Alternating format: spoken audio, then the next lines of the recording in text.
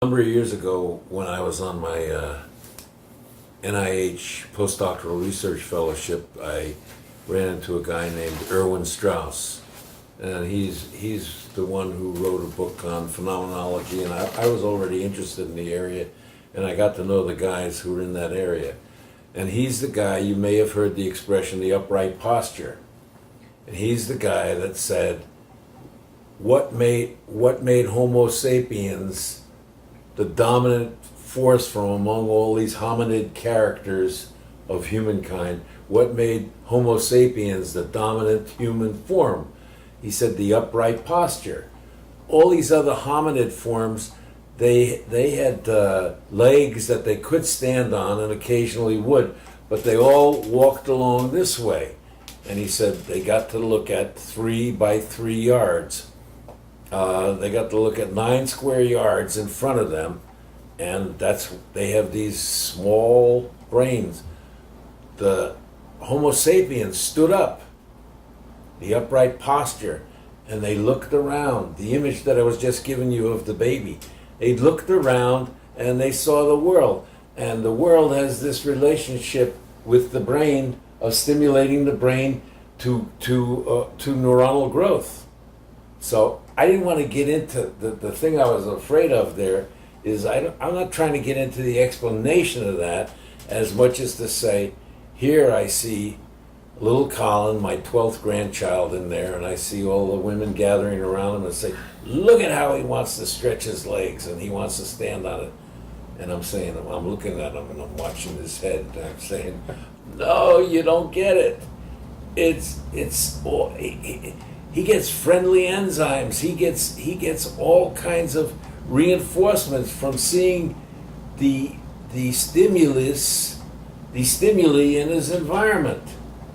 And that's what we're really talking about. We're never talking about, we take the S, Don, we're guilty. We take the S and we say it's information. Here's a list. You want to give me a list before, you said. You want to give George and me a list on how to do this. Right.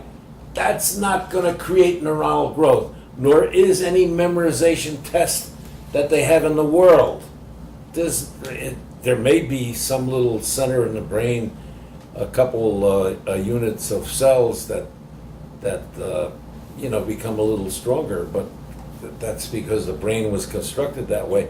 It's got nothing to do with the neuronal growth of the entire brain. So why are we here? Why are we looking to America for leadership in the world? Because we've allowed our children to engage in this process of neuronal growth. To some degree, we've done child-centered, to some degree, not necessarily always systematically, but we've done child-centered parenting. We followed the kid on his natural learning course, the social learning course that we tried to encapsulate in exploring, understanding, and acting. Exploring where you are, understanding, so to speak, where you want to be, and then acting. That's a little sophisticated for an infant. But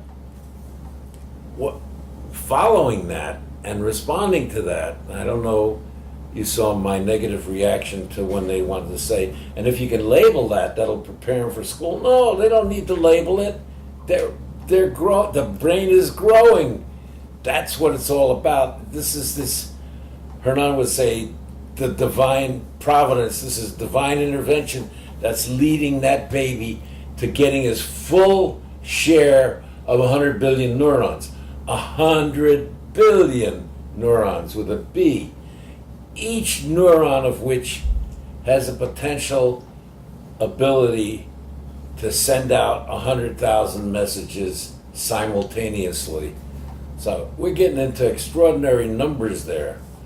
In some respects, the pattern that I've given you here is a reflection of, is a cognitive map, Don would call it, for neuronal growth.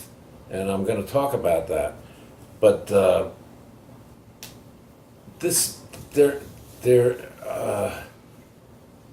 it's an extraordinary thing. William James, sometime in the 19th century said we don't use but 20% of our brain. Really? Really? So we use 20 billion neurons and firing simultaneously? Give me a break. There is nobody who's using anything but an infinitesimal amount of his brain power. That's what the struggle of humankind is about. That's the struggle to become human, to fully actualize the brain. That's not going to happen in our lifetimes, I understand that. But when you get into the classism passed on to us by the Europeans and the British, that one group is superior to another. Oh yeah? give me some of the measurements. Well, you only use 7 billion neurons and we use 9. Come on. There is no such classification. There is no such information.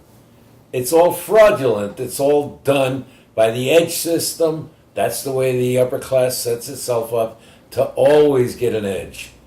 And so you go through private schools and Ivy League colleges and fast-track jobs.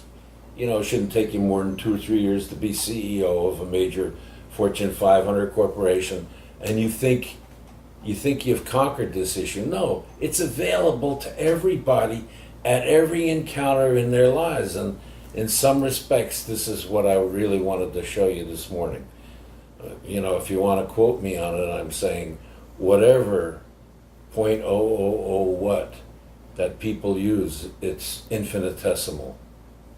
And on the other hand, the missions that we've set out for ourselves are extraordinary, and they require more and more, and we seem to be declining to less and less.